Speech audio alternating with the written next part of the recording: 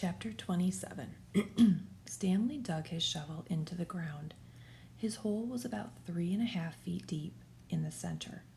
He grunted as he pried up some dirt and then flung it off to the side.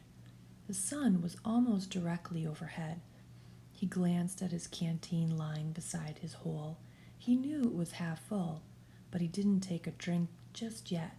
He had to drink sparingly because he didn't know who would be driving the water truck the next time it came by.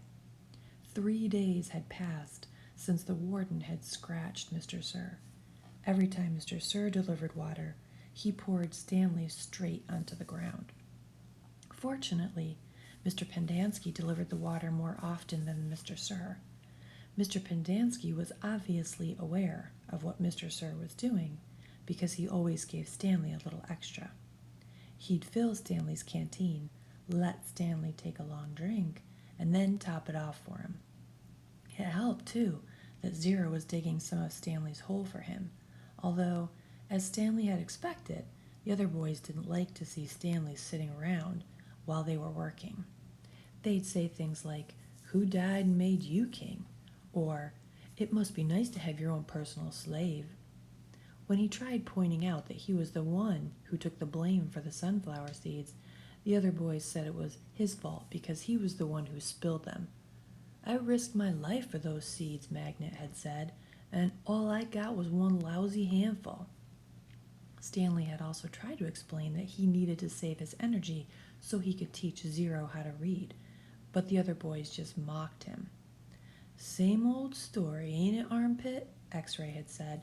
"The white boy sits around while the black boy does all the work. Ain't that right, Caveman?" "No, that's not right," Stanley replied.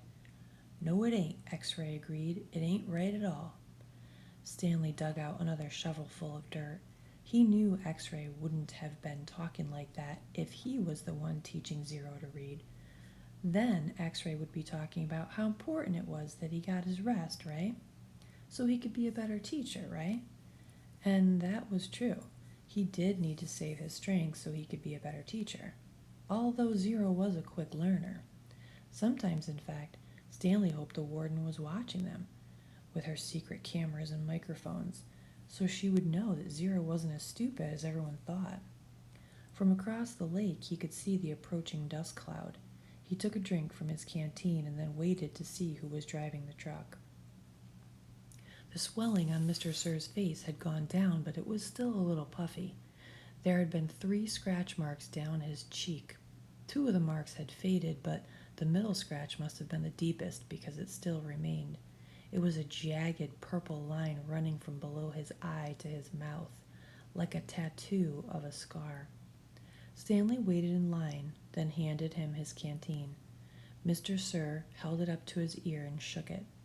He smiled at the swishing sound. Stanley hoped he wouldn't dump it out. To his surprise, Mr. Sir held the canteen under the stream of water and filled it. "Wait here," he said. Still holding Stanley's canteen, Mr. Sir walked past him, then around the side of the truck and into the cab, where he couldn't be seen. "Where's he going? What's he doing in there?" asked Zero. "I wish I knew," said Stanley. A short while later, Mr. Sir came out of the truck and handed Stanley his canteen. It was still full. "Thank you, Mr. Sir." Mr. Sir smiled at him. "What are you waiting for?" he said. "Drink up." He popped some sunflower seeds into his mouth, chewed and spit out the shells. Stanley was afraid to drink it. He hated to think what kind of vile substance Mr. Sir might have put in it. He brought the canteen back to his hole. For a long time he left it beside his hole as he continued to dig.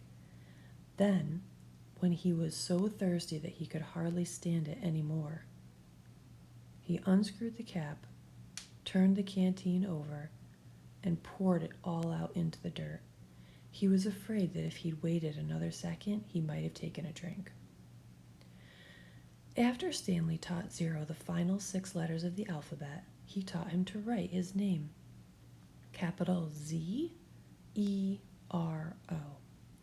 Zero wrote the letters as Stanley said them. "Zero," he said, looking at his piece of paper. His smile was too big for his face. Stanley watched him write it over and over again, 0, 0, 0, 0, 0, 0, 0. In a way, it made him sad. He couldn't help but think that 100 times 0 is still nothing. You know that's not my real name, Zero said, as they headed to the rec room for dinner. Well, yeah, Stanley said, I guess I knew that. He had never really been sure. Everyone's always called me Zero, even before I came here. Oh, okay. My real name is Hector.